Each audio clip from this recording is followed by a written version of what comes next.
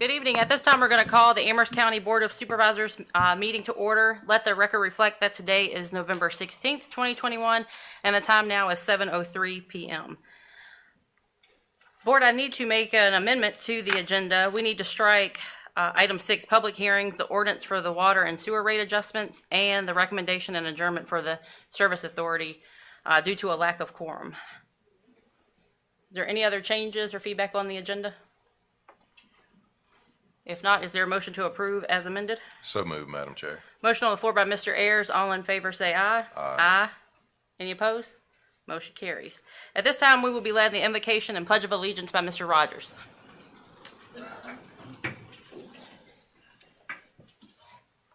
Our kind and gracious Father in heaven, we are thankful to be gathered tonight as a community before the Board of Supervisors. We are thankful, Father, for our families, for our health. We are thankful for the service of those in public service that defend us, protect us, help us to be healthy and safe. We ask you to watch over them and bless them and protect them. Please bless us that we might have thy spirit here in this meeting with us to guide and direct these supervisors in exercising judgment on behalf of the community. Please bless those who are here to speak, that they might do so with civility and with kindness one to another. We ask thee to bless this community and bless us that we might be successful in the things that we endeavor to do, that we might serve thee, and that we might bring blessings to one another. Please watch over us, we pray, and lend us thy spirit here tonight, we ask in the name, in thy name. Amen. Amen. I pledge allegiance to the flag of the United States of America and to the republic for which it stands, one nation, under God, indivisible, with liberty and justice for all.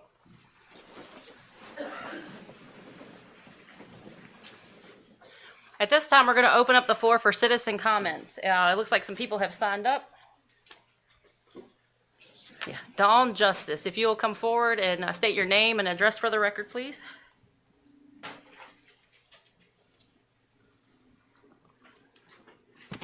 Hi, I'm Dawn Justice. I live at 125 Garland Avenue. Thank you very much for the opportunity to speak. On November 2nd, we voted down having parimutuel gambling in our county, and I was very thankful for that. I've heard rumor that possibly there may be a revote, and I just wanted to say, I hope that's not the case. I think that people already spoke. So, and then the other thing I wanted to speak on was we have a new governor coming in and a more conservative administration, and that is fantastic. But I still believe a First Amendment sanctuary would be in the best interests of our county, because administrations do come and they do go. And in the last 2 years, we have seen what an administration that doesn't understand what their constitutional authority is can do. And I believe as a local community, we need to look to the future to make certain we have strengthened our borders and our local ordinances to support individual freedom. Thank you very much. Thank you. Up next, we have Grace Justice. You'll come forward and state your name and address for the record, please. Hello, my name is Gracelyn Justice. I live at 125 Garland Avenue, Amherst, Virginia, 24521. Hello, I thank you for allowing me to speak, especially because I'm someone who's quite a bit younger. I just want to speak about the parimutuel gambling. I come from Oregon, where there were parimutuels everywhere that had replaced many things that we loved, such as places for people and families to get together and to grow together. I also saw with these parimutuels that with it came many other things that were allowed, such as bars and strip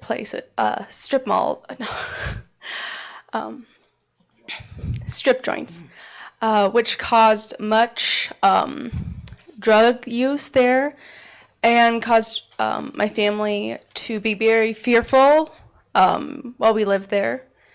And I just wanted to bring it to you guys to not bring it for us to revote, because I am very informed as a voter about what happens when parimutuel gambling comes and how it hurts the community and how it declines our economy. And we came here to come and have a safe haven for me and my family. And so I would ask you not to bring it back up for us to revote. And thank you for allowing me to speak. And I appreciate that you guys are here and really take it upon yourselves to care about our community. And so thank you. Thank you. So just to let everybody know, there will be no revote. It is against law, I guess, at this point in time, Yes, for at least 3 years. yes, ma'am. So just let everybody know that. Up next, we have Toby Thurston. If you'll come up forward and speak, state your name and address for the record. Hi, my name is Toby Thurston, and I live at 804 Pendleton Drive in Amherst. I would like to thank the board for the opportunity to speak this evening. Tonight, I would like to discuss the things that have come up post-election. As everyone knows, the debate over Rosie's has been a hot topic in our community. I cannot speak for anyone else that was opposed to Rosie's, but I will speak for my part of the debate. I heard about the petition for the referendum at the end of July. I joined a Facebook group to get more information, and I knew right away that I wanted to get involved. I spoke with others, and we agreed to look into yard signs and possibly a billboard. I contacted an attorney and asked if I was able to start a GoFundMe to raise money to pay for the signs and billboards. I was told that there was no reason why I couldn't. Since I have never been involved in politics, I had no idea that more would need to be done. Is this an excuse? No, but it's the truth. When I found out that paperwork should have been filed as a PAC, I immediately spoke with the supervisor for the Campaign Finance Department for the Virginia Department of Elections in Richmond. She told me what needed to be done, and I got to work to do it. When I spoke to her again yesterday, I asked her how the common citizen, like myself, would know that a PAC needed to be formed. She said that most don't, and that filing late is pretty common. She assured me that paying the penalty for filing late is all that needed to be done. There was nothing criminally done, nor was there anything done that would warrant a revote. The other thing I would like to mention is the accusation of anonymous donations. When a person donates on GoFundMe, they have the option to have their name listed as anonymous on the fundraiser page. Even though they were anonymous donations listed as the admin of the fundraiser, I am able to see the name and amount for every donation, and they have all been reported to Campaign Finance. Lastly, I would like to ask the board to please consider doing whatever needs to be done to end the hate and division that has spread through our community since the topic of Rosie's came to Amherst. We all agree that Amherst needs more things to keep money in our county and that we need more tax revenue from businesses. Our citizens are not anti-growth. They are anti-parimutuel and all forms of gambling. You have said that you wanted Rosie's here, but that you also leave it up to the citizens to vote on. The citizens have voted, and the answer was a clear answer. You now have the ability to unite our community to work together. Amherst can survive without Rosie's. Our citizens are looking to you for that reassurance. You have the ability to douse the fire or add fuel to the flame. My prayer is that you will lead us to unity. Thank you. Thank you.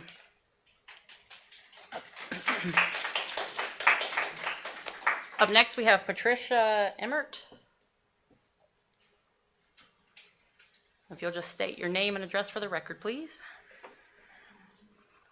Hi, good evening to all of you. Thank you for your service and time in leading Amherst. My name is Patricia Emmert, 820 Kenmore Road. I've been teaching theater for 20 years at ACHS. During that time, the chorus, theater, and band programs have done great things with very little.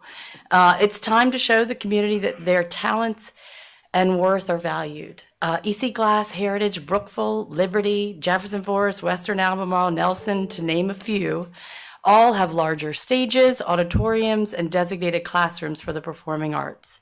When we travel to other schools, the thing I hear the most from students is, wow, Mrs. Emmert, so this is what a real stage looks like.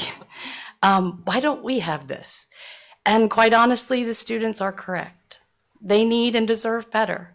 Currently, the auditorium is so small and outdated that when we choose shows, we have to include less students because they physically cannot fit on the stage. Opportunities for students are being halted because we need more space.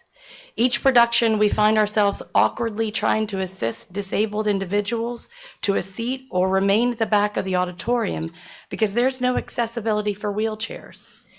Since I've been at Amherst, there have been updates with paint, added lighting, new curtains, new sound equipment, but the biggest problem cannot be solved with a Band-Aid. We need more space.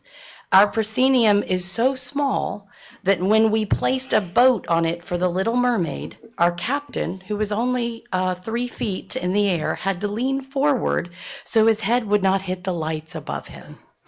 We need more space. The Performing Arts currently has 450 students enrolled in their programs. This is almost half of the school. We need more space. There has been a need for this for over 20 years. It's time to support us, the community, and your constituents. Thank you. Did I hear you say 20 years? Yeah. Congratulations and thank you. Up next we have Kelsey Saunders.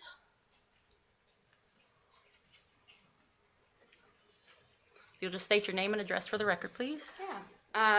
Kelsey Saunders, 116 Rocky Bottom Road, Monroe, Virginia.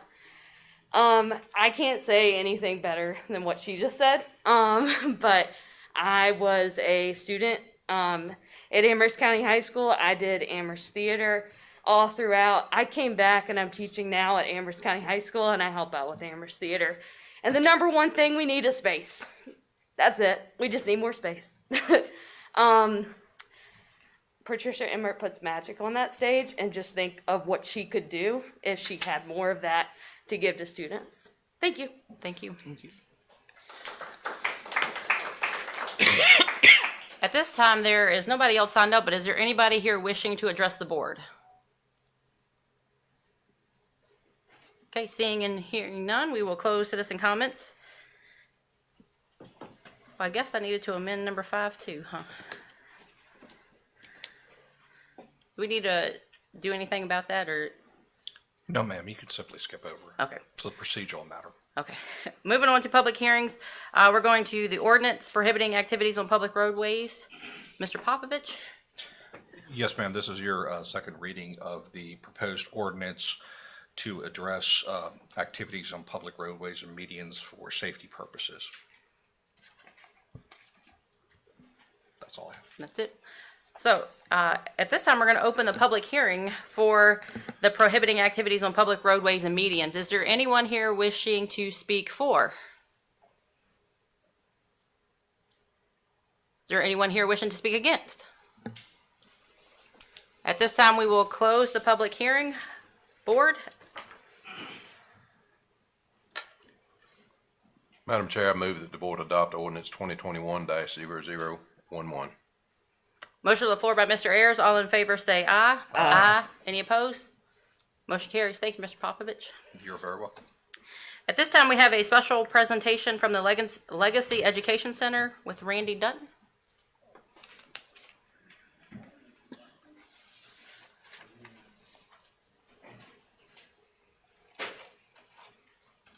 Thank you for the opportunity to share with you tonight, and congratulations on what you're doing, Madam Chair. Appreciate your work for the community. Want to introduce to you Legacy Education Center. This is a dynamic, really workforce play that we have established in Lynchburg to serve the communities around Lynchburg as well. We're focused on economic empowerment for individuals. The reason that we were motivated to start it was certainly a group of us had seen poverty rates continue to rise, see talent that was trapped in hurdles and barriers, And so we just sat down and we decided, hey, there's got to be a pathway through this. And, what are the things that need to happen as we look at it there's 3 pillars to legacy, which are, first of all, life skills education. So we all know right now, most of the employers out here are going to come to you and say, hey, we're having a life skill crisis. Soft skills are our number one problem. And, we just thought that those needed to be addressed at a higher level and put into a program. Along with that, we have accredited academics. We're in partnership with CVCC. We're working on finalizing a partnership with Bluefield University, who is highly motivated to come invest back into the students in our community. So kudos to them for what they're going to do budgetarily. I mean, they're not just going to show up and say, hey, here's our education, you can purchase it. They're going to invest back into the students, and they're going to invest back into Amherst County individuals and citizens. So that's a huge step forward to see that a university with an accredited degree is willing to do that to prepare young people or any citizens for their work ahead. As a coach, I got to coach at Liberty University for 20 years, and I saw in the community, I just saw, hey, the individuals like Tyrese tonight getting trapped in hurdles and barriers. And I said, hey, if we can remove those hurdles and barriers, then where can the talent go? Because the talent was unquestionable.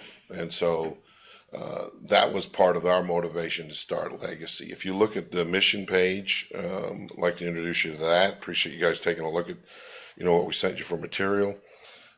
Point A is that people with talent and abilities are not accessing the job market due to the life circumstances, hurdles, and barriers.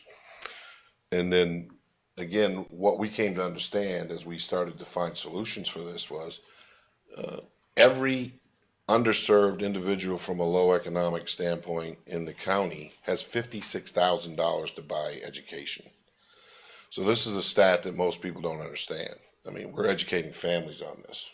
So, Tyrese has $56,000 to buy his education.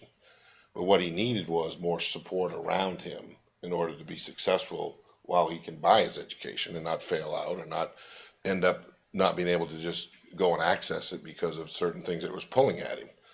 So the wraparound service part of Legacy is very, very important. So what we wanted to do tonight is Tyrese he's a shining star as far as I'm concerned. What he's done to come through, he's now got full-time employment. He's being very, very successful.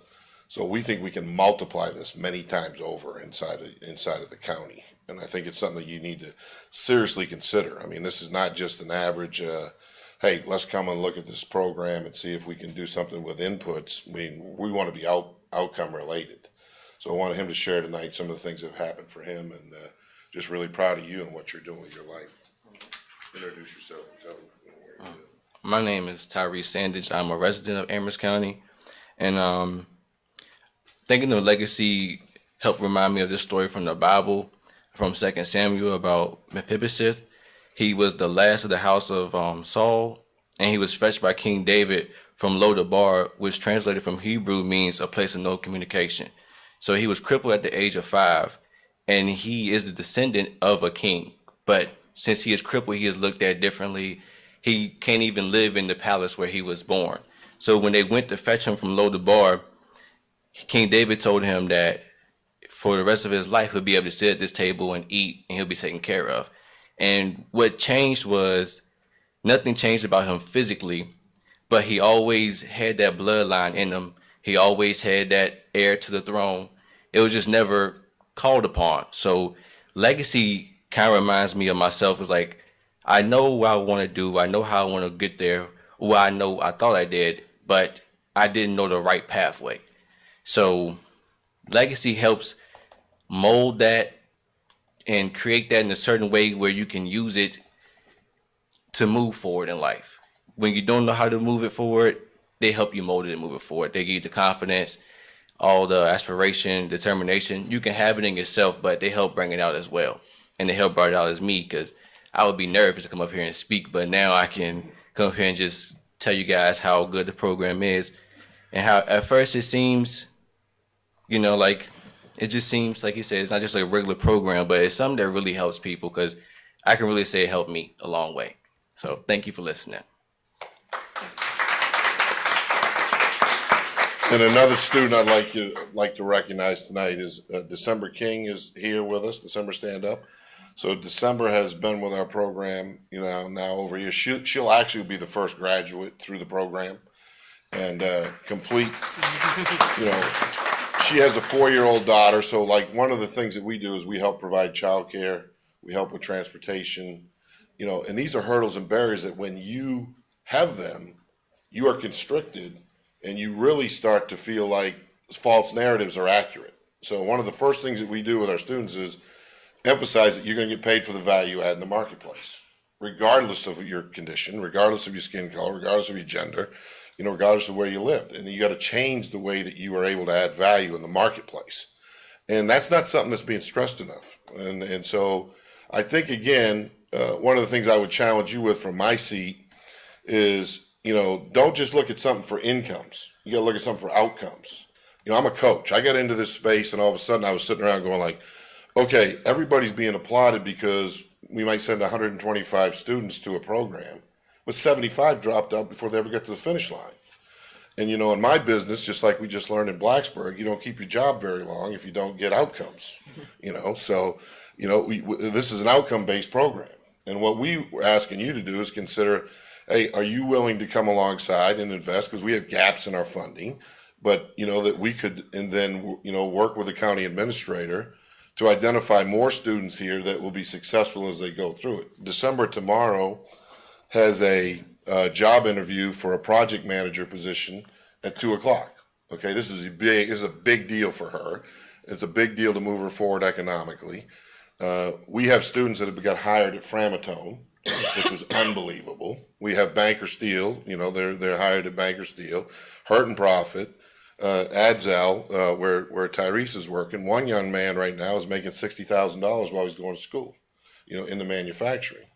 So I would like to, before we close today, is make sure you introduce you some of the staff that's with us, because this program is well fortified. As a coach, you learn that, hey, you got to have the right team. And so we have a bunch of superstars that are with us. So Ben Reeves is here. Ben retired recently from Weyerhaeuser, Georgia Pacific, from 40 years. So he's our director of economic relations and workforce relations. So he'll come into Amherst and actually, again, find out all the jobs that are needed, just like he did with Tyrese there, and be working with your employers to then position kids into those jobs. And it's powerful now. I mean, this is not something where we're just guising through this. I mean, we're actually making sure that happens. So Ms. Shirley Hunter's with us tonight, and she is our Director of Student Support Services. So the minute that a student enrolls in Legacy, which is a simple one-page, application, then she takes them through the FAFSA. So this is a big hurdle. If you filled it out, I mean, it's easy to say, well, we got this program, it's operating somewhere here, right here. So what's happening in a lot of cases is students ride the yellow school bus a lot of times from the time they're 3 years old till 12th grade. And then when they're done, you've had that structure in place. Now they're floundering, especially if they don't have the life skills and the support. So we're picking them up at that point in time, regardless how old they are, and we're giving them a transition and a transformational experience, with the education. Dr. Foster's here with us tonight, and I would like for Dr. Foster to come up and share a brief closing with you. So Dr. Foster was the first integrated principal in Appomattox County. She is a superstar. This lady's unbelievable, okay? She is one of my heroes. Crosses burning in her front yard, people blowing up her mailbox back in the day when she came into Appomattox County. And she comes today every time to Legacy because she sees this as a pathway for young people to really get to the workforce. So, we can't ask anything but other than that you explore what we're doing right now and see if there's a partnership that's available with your county. We're meeting with Bedford in December. We're meeting with Campbell. She's done a great job with Charlotte County. So Charlotte County, we're going down there Thursday. We'll hold forum there from 8:30 in the morning until after lunch. Every student will be aware of Legacy in Charlotte County after Thursday. And that's all we want them to do. If they come in and it's for them, like it was for Tyrese, great. We want you to come and we want you to participate. So Dr. Foster, if you come share maybe a brief comment about how you're doing things academically, because the one thing we want you to assure you is that every student that comes to Legacy is going to get an accredited academic degree, transferable. They could go in 21 months and be at the University of Virginia, okay, or Virginia Tech. Thank you. Dr. Foster, hey, this lady. First, I would like to say thank you for the opportunity to share our program with you. And I am in charge of the Director of Academics at Legacy. And what we do, we monitor the student progress and to make sure that they are getting their assignments on time, to make sure they are passing their courses. And I try so hard to make sure that they are successful at Legacy. So I just thank you all for tonight for having the opportunity to speak with you. Thank you. And in closing, I forgot about Dr. Mavinga. Dr. Mavinga's here. So Dr. Mavinga, he got an earned PhD. He taught at Liberty University in Longwood for over 20 years. He's in the center every day, sitting with the students, because we pipe in just like here. Here comes the content, and then he helps facilitate their understanding of the math. And so our spring GPA was 2.8, and our summer GPA was 2.9, which is incredible in that space. I mean, it's not happening anywhere in the country at that space. And then Dr. Foster's challenged us to get a 3.0 in the fall. So I was not able to take classes. She wanted to keep the GPA up. Thank you, guys. Thank you very much. Thank you. Thank you.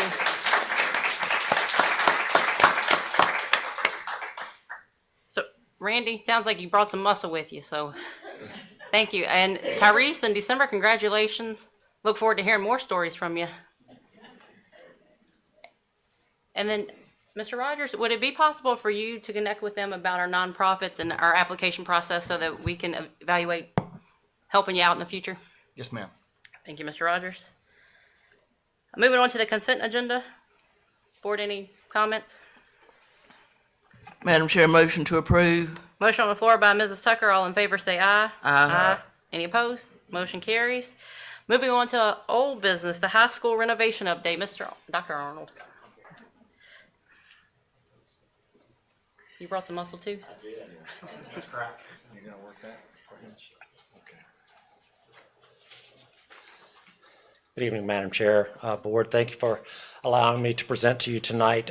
This fall, the Amherst County Public School System hired the architecture firm Crabtree, Rohrbaugh and Associates to work on the master planning phase of our auditorium project. And last month, I gave you guys an update on that along with a timeline. And as part of that timeline, we had a kickoff meeting. We had 2 community input meetings and several facility committee meetings to get to this moment. And so what Crabtree, Rohrbaugh and Associates was tasked with was completing a 3-phase auditorium plan and to provide the school board and the board of supervisors with estimated costs to that.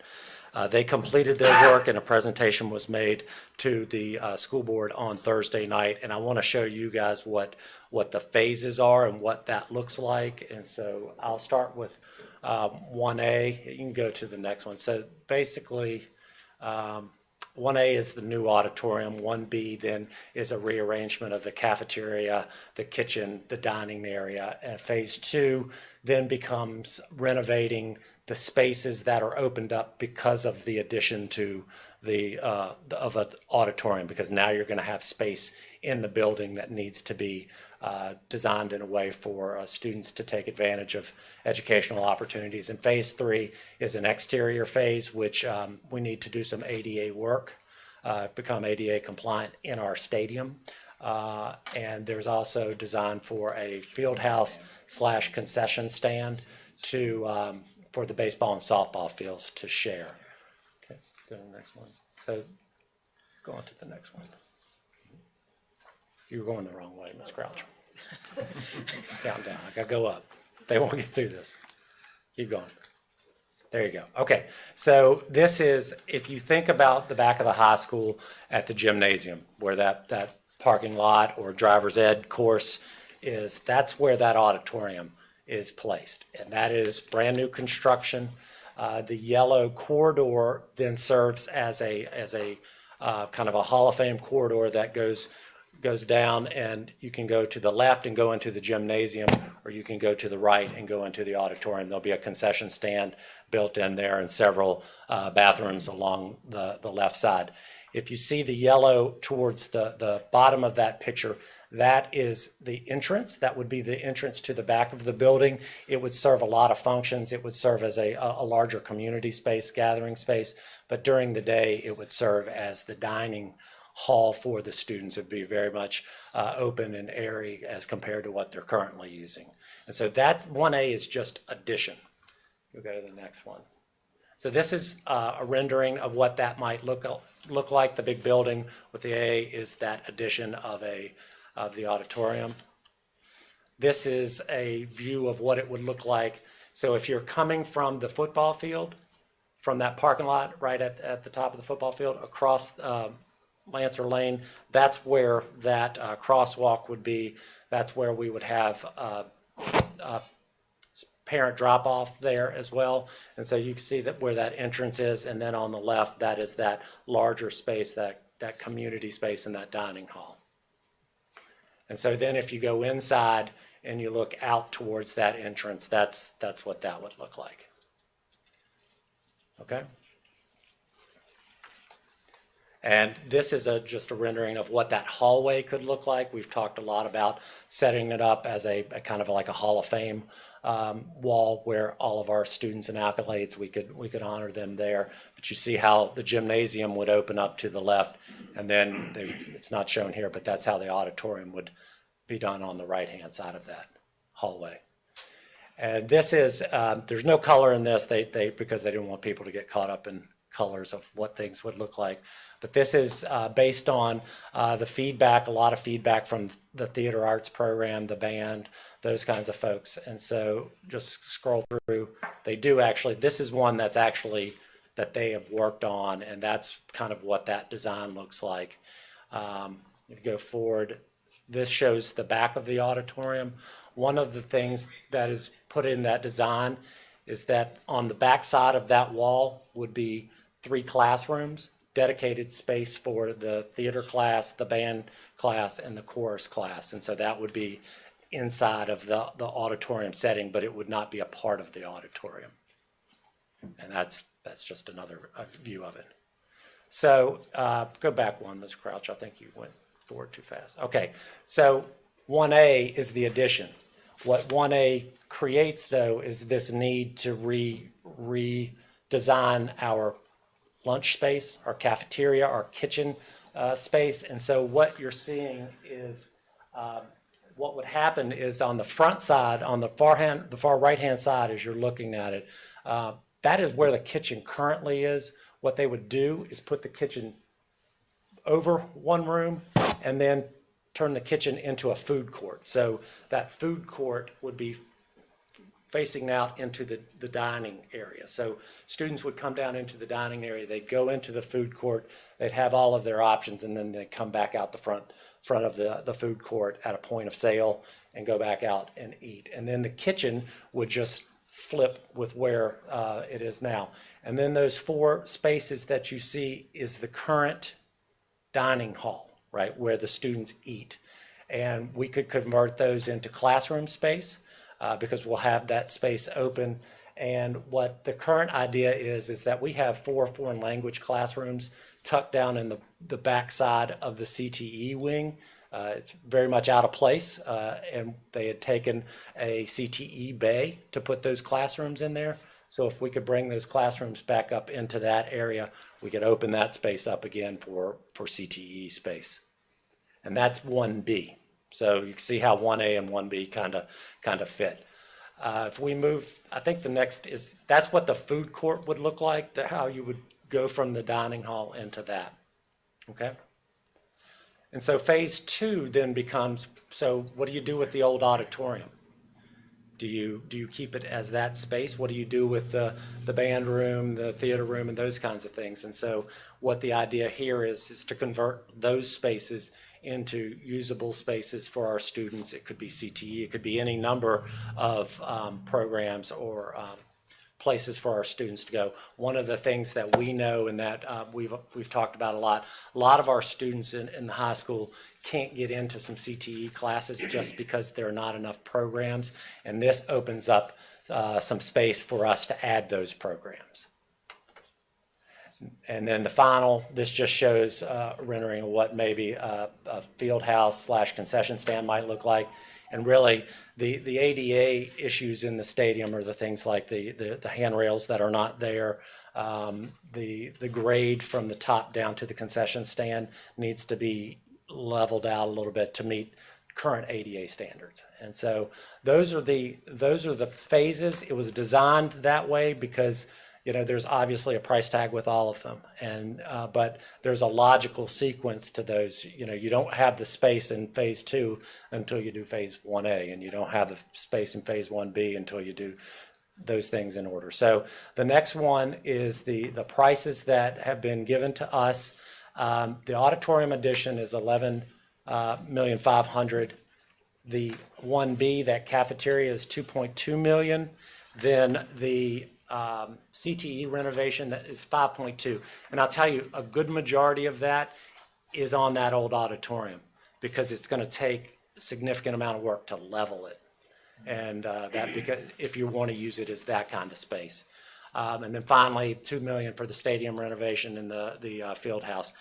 All total, that adds up to $21 million. If you take away the outside, the interior is $19 million. Last Thursday, the school board saw this presentation and they decided to, based on the cost of this, they decided to direct me to request from the Board of Supervisors to move forward with phases 1A and 1B. And so if you look at the cost of that, that equals $13,835. The school board will commit $8 million of that to this project. That $8 million comes from CARES Act and CIP funds that we have built up over the last few years. And that would leave a remaining $5.8 million that the school board asked me to request from the Board of Supervisors to be able to complete phases 1A and 1B. And I will, Ms. Crouch will, Mr. Rokes, Dr. Wells, will be glad to answer any of these questions for you. I have one question. Estimated time of completion for 1A. Is it a year? Is it 2 years? How long does it So take? it's about 18 months.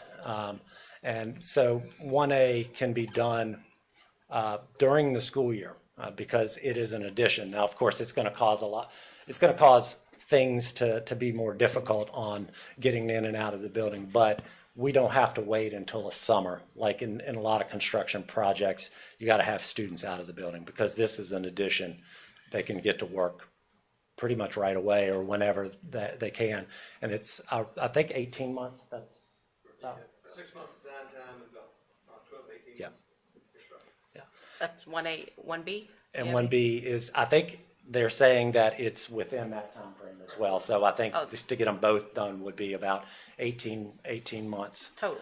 Yeah. Okay. We would keep the cafeteria open and the feeding area open until 1A is completed, and then once 1A is completed, students start eating out there while we start renovating the inside. Yep. So we can kind of flip it throughout. But most of the work in the cafeteria we switched into summer now. That's about a month process to flip the kitchen. So we get it in December. I ain't gonna lie, I like my copy better when it said 19 million. Say 19, right? I have a suggestion or maybe something we could look at as a board. I know that Danville, I know Halifax, there's some other ones that have used a referendum that allows you to add a 1% sales tax on a consumption tax, more or less, for school renovations, school infrastructure projects. With the $21 million price tag, that is a substantial project. But I think that's something we should consider. That would provide the funds for not only this, but possibly other projects that are needed. Could we look into that? I'd like to see it on the ballot if we could. That way we could see if we could get some additional funding. That way it takes some of the pressure off the real estate tax. Also it goes up with inflation. As we see inflation's going up, as the cost of items go up, that sales tax brings in more money. I believe that came from, and I can't remember the governor, but they gave Fairfax that right to create that tax to help with their road building. But what's happened in the last 3 or 4 years is that school systems have said, hey, if it's good enough to build roads, why can't it be good enough to build school buildings? And so Pennsylvania also just did one this past fall. It's very as well. close. I don't know if they're gonna I don't recount on know it or what the not, count but, is either, but it's State Code 58.1-605.1. Yes, sir. I certainly would like to see something like that come before us, or at least us consider it. You could get it on the ballot next year and vote on it, and because this is a phased approach anyway. right. So Yes, if that is the board's interest, you would have to adopt a formal resolution requesting the initiation of the referendum, and then it would be presented to the court, and then set up with the registrar and board of elections. it's just a suggestion. I think we should consider it though. Madam Chair. Ms. Tucker? Yeah, before we do that, I would like to talk to our Commissioner of Revenue and our treasurer to extrapolate exactly how much we'd be talking about. I don't know. Would we raise $500,000 in a year? Would it be $100,000? I don't have any idea. And so to see if it's actually a realistic approach, I'd like, if the board is willing, just get the Commissioner of Revenue and treasurer together to project what that would be, that 1 penny. 1%. 1%, excuse me. Board, I've any got, other? I've got another question for Dr. Arnold. I know that the legislature has been talking for a number of years about taking responsibility for schools in rural Virginia. Yeah. And they should. They absolutely should. We don't have the tax base. We don't have the people here to do that. And there's nobody sitting here who wants that more than I do, especially that daggone auditorium. And so, Mr. Rogers, I think that I would like to reach out or send a letter to our delegation asking them where they are on that and asking them to support such a measure. And Ms. Tucker, Amherst County Public Schools is a part of the Small and Rural School Consortium, and that's the number one issue on our docket as we push the General Assembly to Can you look at keep those us schools. apprised of what they're hearing, ma'am. what they're doing? Yep. Thank you, Dr. Arnold. Because there was Appreciate just recently, they did some tours of what they call crumbling schools, and they took some legislators on those tours, mainly in deep Southwest Virginia. What's your timeline? Like, do you have any? So we have roughly of that 8 million, about 5.2 comes from the CARES Act, and that has a timeline for us on it, and that timeline is the fall of '24. Has to be spent? We have to spend the 5 million of that by the fall of '24, and certainly if the auditorium were to get underway, we could get through that money pretty quickly, because that would be the first one off the table. And then all of the remaining funds that we have then could be pushed out further down the line. It's not time specific, and your funds wouldn't be either, I don't think. So that 5 million, and that becomes the hard part. If you get around to next fall and trying to determine whether or not there's a commitment of money, because we can't do anything yet.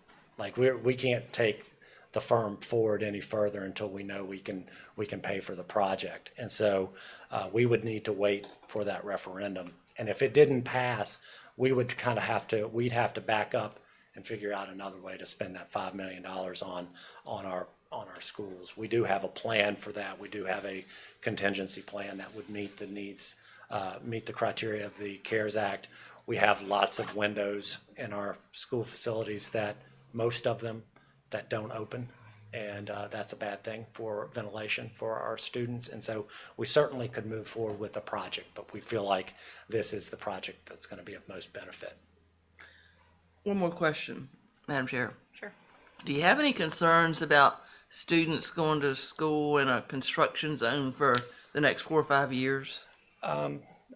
Yes, but I think that's something that these firms and these construction crews have dealt with for many years and have some some experience in doing that. So there's always going to be concerns with that, but lots of school systems deal with this, and they've just figured out how to keep those things separated. Board, any other questions? Madam Chair, just so that the board is aware, I also want to to make you aware that there's an additional provision under the education title of the Code of Virginia, 22.1-102, that allows a local governing body to impose a special county tax for whatever rate they deem is appropriate in order to meet their needs. That tax is cannot be more than $2.50 per $100 of assessed value. So that's another option. It is not, that particular special county tax does not require a referendum unless the school board by resolution requests that you enact a special taxing district for that purpose. Now, since the county has one high school, that would be the entire county if it was a special taxing district. So just wanted to let you know that there is that other available option. Thank you, Mr. Popovich. So this is for information only? This Food- is, food for well, thought? I mean, I certainly would like for y'all to say, go for it. But I understand y'all have your work to do. I think we got some budget preparation to That's to correct. get through, yeah. But I wanted to give you the exact number that where the school board is requesting. I don't know, the exact number you gave me is 19 million right here. I know. I know why. Are you on any particular timeline? Do you have a go, no-go date in mind? So we have timeline, and our timeline, if we were starting right now, we feel like we would finish in the spring of, or the fall of 23. It's like a year. Yeah. We've given ourselves a year buffer. Now, of course, we also understand how supply chains and those kinds of things are working right now, ordering materials and the backlog of those kinds of things. So I'll tell you, the most helpful thing would be for the CARES Act money to be extended beyond 24. That would help us a lot. They didn't put that restriction on localities, but they've done that to school systems. So I don't know what we could do about that, but that would certainly free us up to get it done right and not feel like we're rushed. If I may, I mentioned earlier that from a time frame, realistically, we're looking at about 6 to 7, 8 months from a design phase. Everything you saw tonight is purely conceptual, so nothing in the CAD system has been done. So you're looking at 6 to 8 months to do that, and then the construction time is about 18 months beyond that. So let's say that January, February, y'all say yes, let's go ahead and do this project. We're looking June, July before the actual drawings are complete and all the aspects done, and before we start breaking ground. So then you add another 12 to 18 months on top of that. That puts us into the 2024 timeframe from our grants aspect. So I heard mention, and I understand obviously the budget process, but realistically, right after the first year, we would probably need a go no go type of thing because of you're looking at 2 years from now. And the other thing too is we all know how the economy is today and the construction business as it is. As we see it right now, there are many delays. In talking to the firm, there are many delays in other construction projects they're working on in other school systems. So anyone who deals with construction know how that is today. Who knows when that window will open up and get back to normal. So we're also looking tight time frame. Mr. Rogers? Madam Chair, so what I'm hearing is that they need to know by January because they can't go any further. It's time to do the hard design work to get it all done in time. So at each of the upcoming meetings, I'll bring to you how much revenue, the 1% sales tax might bring in. I'll get the details on a special tax, which is another real estate tax, but it would be totally dedicated to the schools. So whatever you settled on that, you would tell the citizens this is all going for the schools. And those revenue streams will determine for us how much debt we can borrow. That's what we'll use to pay the debt service. So how much debt we can borrow in order to move forward, to at least come up with the $6 million, the $5.8 million that they've asked for at a minimum, and then whether it's feasible to go further to try to get the whole 21. So at each upcoming meeting, I'll bring you another piece of that. I assume you'll have questions from that because we need to get this sorted out as we begin our serious budget work in January so that we can build in the debt service, the revenue and the debt service in our own budget. So we'll hit this pretty hard at each upcoming meeting. Thank you, Dr. Arnold. Thank you, Thank Madam Mr. Chair. Rogers.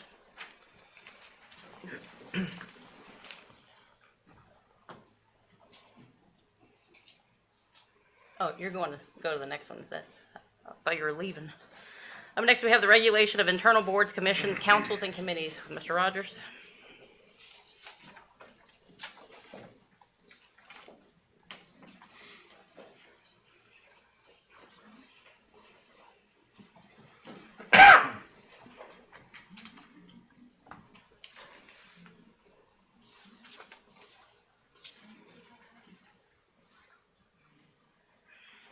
Yes, ma'am. At a recent past meeting, Ms. Gamble came and expressed concerns about youth participation on the Planning Commission. She expressed concerns about how the youth were selected, whether they voted or not, how long they served, the role of the school superintendent.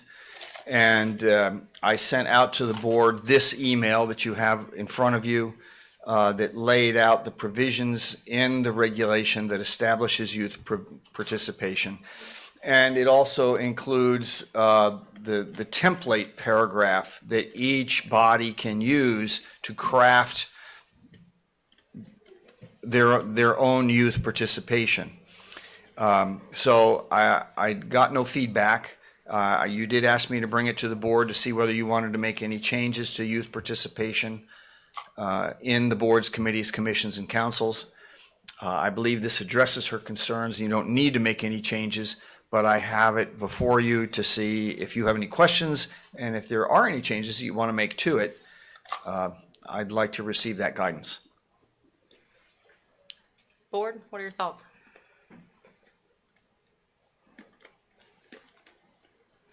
I can tell you that the Planning Commission is meeting with regard to their charter, and they're looking at it again to see if they want to make any changes to it. If they do, then those will come back to you for your approval.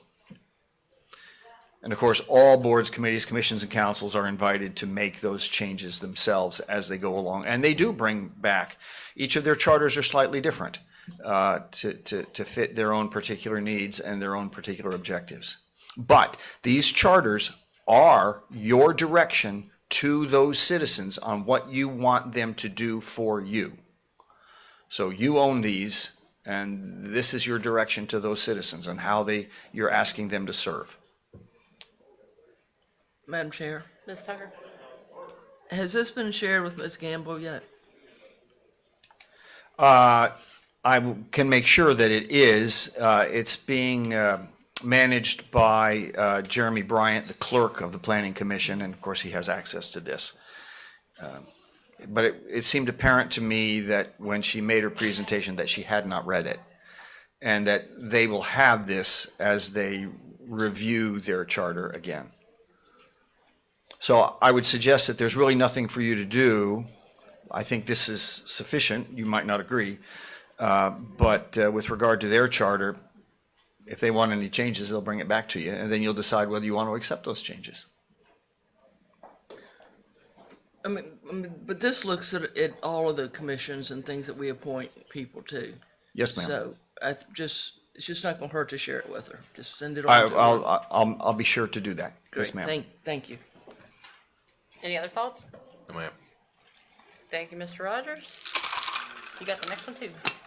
Lynchburg Road Extension. So I wanted to put a picture of the road up.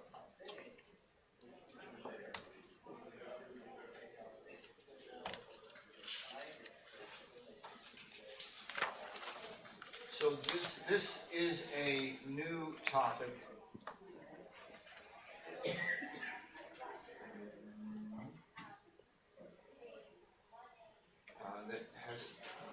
Staff's been working on this for some time. What you have before you is a picture of the train depot, the visitor center. And so on the right there is 60 East. And down at the bottom left of the screen is Depot Street. And there is a road, Lynchburg Road, that goes part way towards 60 East. And it's proposed that we extend that road so that it connects directly to 60 East. The town is supportive of this, so much so that they are contributing half the cost of the property survey that needs to be done. We need a plat map so that we can donate a 40-foot wide easement along that blue line to the town, and then the town will then donate an easement to VDOT. VDOT will then has the money in the budget this year to construct the 400 feet of road that blue line covers. So what we'll do is we'll have a road that will connect the public directly now to the Camp Trapezium brewery, and so their traffic will not have to go through residential areas of the town. They can go directly from the expressway right to the brewery and right back out everyone's done finished drinking. And it will also serve to open up all of the parcels on both sides of the house. This house here is owned by Mr. Wright. It is a rental property. And on both sides of the road, the county owns all of that property.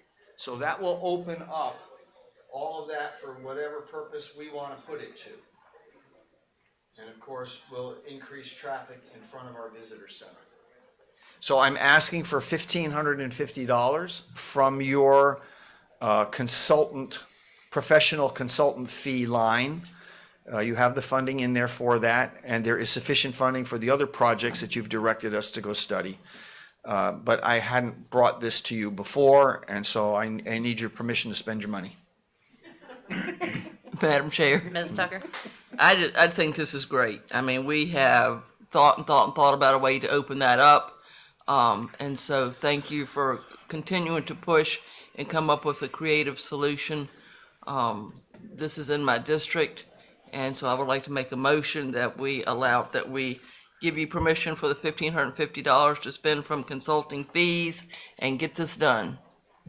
Motion on the floor by Mrs. Tucker. All in favor say aye. Aye. Any opposed? Motion carries. Thank you. Dean, you're up again. Yes, ma'am. County Administrator's report. I just came back today from the annual VACO conference, and I wanted to report on progress at that conference. With regard to the Central Virginia Training Center, recently, at the county's request, the Alliance added to its legislative agenda this language with regard to the Central Virginia Training Center. The Alliance supports efforts for realistic transition of the property, including 1, disposition of the bonds to another state property to facilitate the swift sale and redevelopment of the CVTC. 2, funding the Department of General Services to demolish structures incapable of refurbishment. And 3, to aggressively market the facility to national and international developers. So that is our local, regional legislative agenda. And at VACO this morning, I was able to add to their legislative agenda this language. It's entitled Impacts of State Facilities. It falls right under the paragraph in the Economic Development section below Impacts of Federal and Military Installations. It says, VACO recommends that prior to the proposed closure of any state facilities, the Department of General Services shall provide a detailed plan to the locality regarding removal, demolition, rehabilitation, and/or adaptive reuse of buildings. VACO also recommends that the state provide technical and financial resources to assist localities in ameliorating the impacts any closure will have on the local economy. As you know, we've found the funding to pay for the redevelopment plan that's being finalized. All right, so that means, all right, we have a plan in place. The next step, I think, will be to direct our efforts at the legislature, and these two proposals will work to our benefit with that regard. The problem that we face is getting attention on the property and getting a piece of all the money that's flowing out of the federal government to get it directed to the CVTC. In proposing the motion at VACO, I was surprised that I was seconded by the representative from Fairfax County. Fairfax had planned to turn the Northern Virginia Training Center into green space, in some kind of park. But in the DGS process, where they make it available to other state agencies, the DMV asked for some of the facilities in that, and they got it. And so they can't have a park, they can't have a green space. They've now got a big DMV facility in there with all of its traffic and parking and everything else. And so they were completely thwarted in their locality's effort to make use of the property as they wanted to. So we are not out of the woods with regard to CVTC. We will have a redevelopment plan. We are in the process of convening local developers to do a roundtable with them and get them engaged in what they might like to do with the property.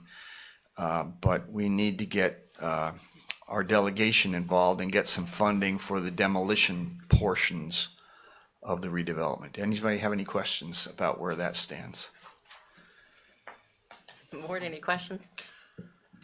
That sounds like a very productive meeting. Yes, ma'am. Thank you, Mr. Madam Rogers, Chair. thank you. Thank you, Mr. Rogers. Up next, we have the county attorney's report. Mr. Popovich. Yes, ma'am. In your packet is a kind of a question-answer summary of the proposed OSHA vaccination mandate regulation that came out on November 5th. I'm not going to go through all of those items unless you all have any particular question. From an overall perspective, I think everybody is aware, it's been on the news, that the intent of the regulation is to impose vaccination mandates throughout the United States using employers over 100 employees to require them to enact either a policy that requires 100% vaccination and or permit testing if they don't require 100% vaccination. Obviously, there are a lot of people out there that are concerned about this. A lot of employers have issues with it. A lot of states have filed lawsuits about it. As a matter of fact, literally hours after the regulations were announced, lawsuits were filed in multiple federal courts throughout the United States. As a matter of fact, every federal jurisdiction except for one has a lawsuit in front of it related to this particular regulation. The first circuit to come up with any decision on the issue was the Fifth Circuit that encompasses Texas, Louisiana, and Mississippi. It came out and issued an initial stay order on the following day, and then reaffirmed its decision on the 12th of November. The basic crux of their position is that the petitioners, in their minds, have made strong cases that OSHA doesn't have the legislative authority to issue this type of regulation, and that it certainly exceeds any authority that they currently have, and that it would cause irreparable harm to both the individual liberties of citizens as well as businesses from a financial perspective.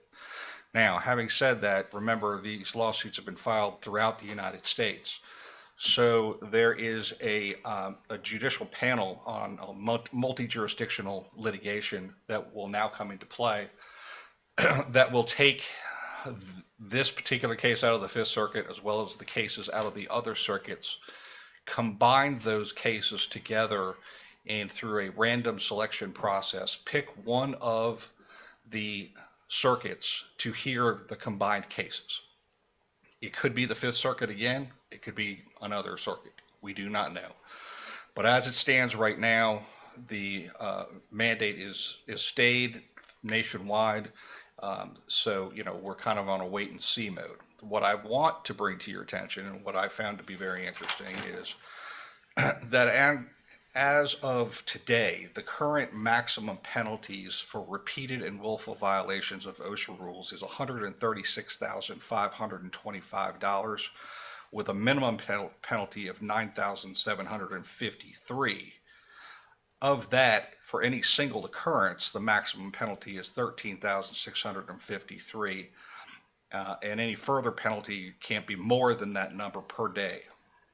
Now, if the Build Back Better reconciliation bill is adopted as currently presented in Congress, the maximum penalty for willful and repeated violations would increase to $1.3 million with a minimum of $97,000.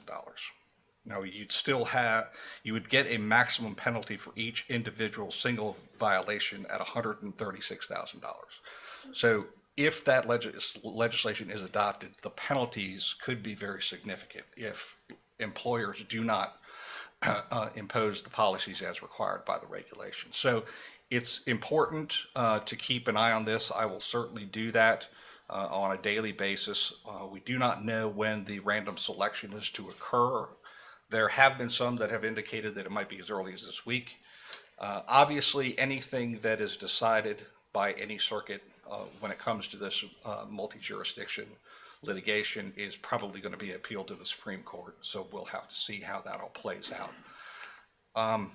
In the meantime, and in preparation for, let's say the regulation is deemed to be lawful, Mr. Rogers and I will continue to work on a proposed policy to comply in as much of a legal capacity and, in a lawful capacity as required by the regulations.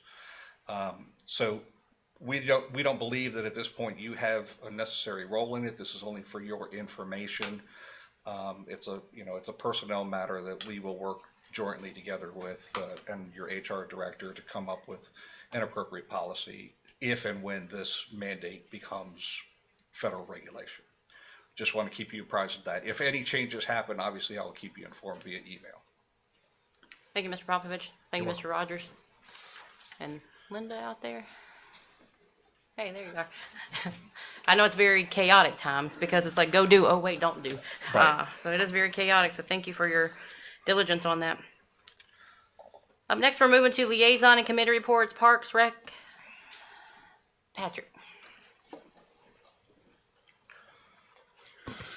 Hello. Tom asked me to step in since he was on vacation for today. Liaison reports, soccer season did just end, and the season ended, and the next day Public Works was out there putting seed down for the next season to get everything ready to go for next spring. So it's always good to see. We're in the last week of basketball signups. We're already over 200 kids. Even with the COVID past year, our numbers have actually stayed pretty consistent all the way through. So we've taken the precautions we're supposed to, and hopefully we're creating a safe environment for everyone.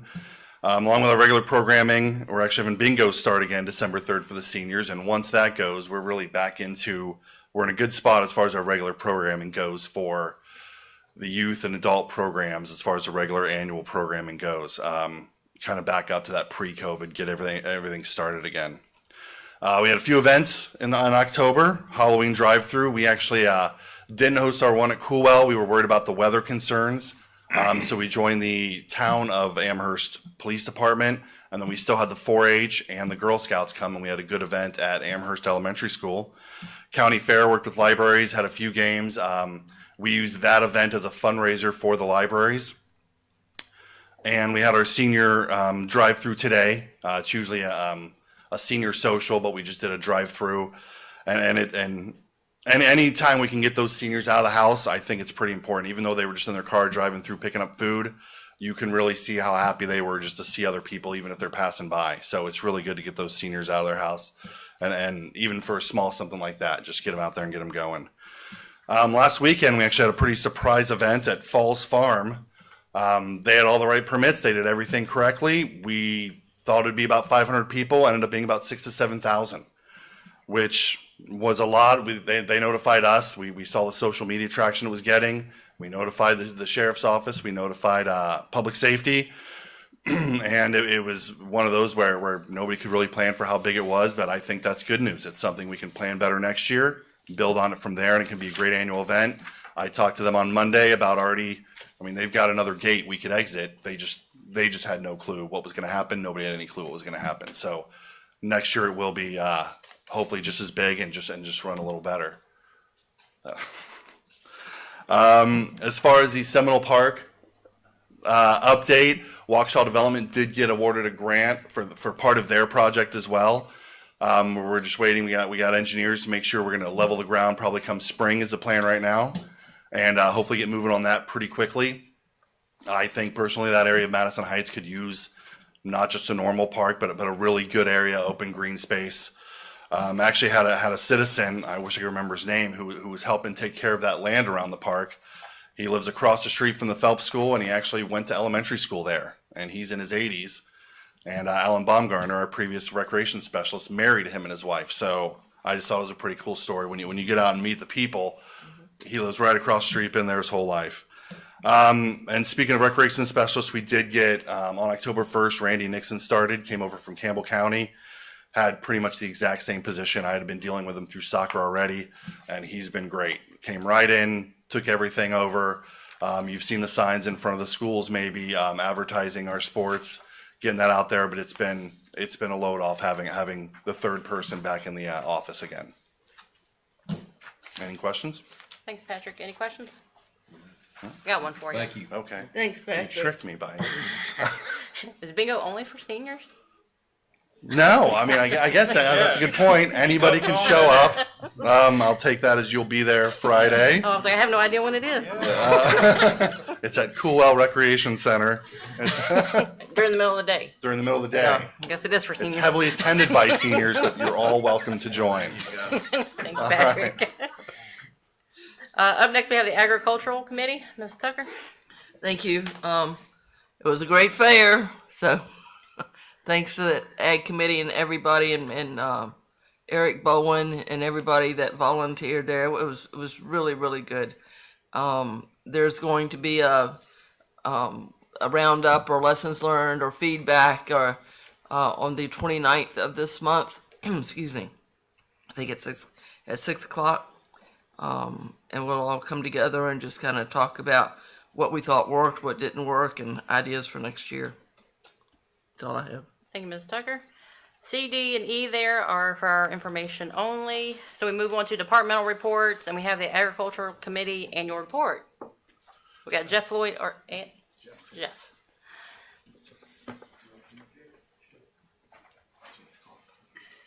Two of us tonight, myself and Jay. I'm Jeff Floyd. I'm the chairman of the Agriculture Committee. Jay Falk is the vice chair. Really, like Claudia said, we've been busy this year. The main focus was the fair for this year.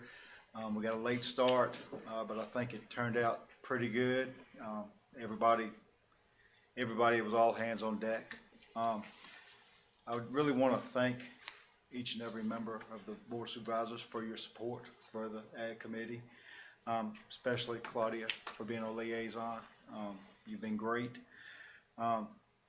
Really this year we've only tackled two main things. Of course, being cheerleaders for the Ag Complex, which hopefully that will continue to gain steam. And secondly, the fair. We have been working with the cooperative extension agents on bringing some educational opportunities to the citizens of the county that they've been asking for throughout the last couple of years. And Eric Bowen has been great with that. He's got a lot of good ideas. He's working with Sweetbriar to bring some things into play over the next couple months. So hopefully by springtime we'll have some good opportunities here in Amherst. Next thing on our agenda, like Claudia said, is we're going to be talking about how to do better fair for next year, and we will start planning that as soon as everything is finalized from this year. I do not have the exact monies totals for y'all because we're still receiving bills, but as soon as we get that, we will give it to y'all. Perfect. Thank you for your hard work on the fair and all you're doing. Board, any comments, feedback? Thank you, gentlemen. Thank you. Thank you. Thank y'all. Thank you. The quarterly treasurer's report is for our information. And we're moving back to citizen comments. Is there anyone here wishing to address the board? Seeing and hearing none, we will close citizen comments and move to matters from the members of the board. Mrs. Tucker? I don't have anything, Madam Chair. Thank you. Mr. Ayers? No, ma'am. Mr. Pugh? No, ma'am. I have nothing. Is there a motion to adjourn? So moved. Motion on the floor by Mr. Pugh. All in favor say aye. Aye. Any opposed? Motion carries. Thank you. Y'all have a good evening.